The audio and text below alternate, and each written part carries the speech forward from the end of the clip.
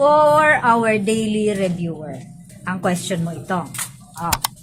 Kung ang isang sasakyan sa gawing kanan ng intersection, intersection ha, sa gawing kanan mo, ibig sabihin nasa kawanan, nasa right, ay kasabay mong dumating, dapat kang, okay, may choices tayo.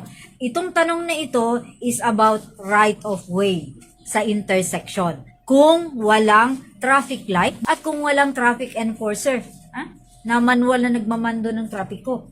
Ikaw ha, nandyan, tapos may dumating na sasakyan, sabay kayo sa kanan mo. Letter A, mauna dahil ikaw ang may karapatan sa daan. O letter B, magbigay daan, give way. Or letter C, magpayo sa driver na maghintay. Sa palagay mo, magkindata na lang sila ni Kuya, bahala na kung sino mag-giveaway. Ang tamang sagot, Kuya, ay letter B, magbigay daan. Bakit? Sabay kayo dumating. Walang traffic enforcer, walang traffic light. Ano ang dapat mong gawin? Diba sabi ko, ang sagot ay letter B, magbigay daan. Ngayon ang question is, bakit? Bakit ikaw ang magbigay daan? Because the rule on right of way, same time rule ha, sabay kayong dumating.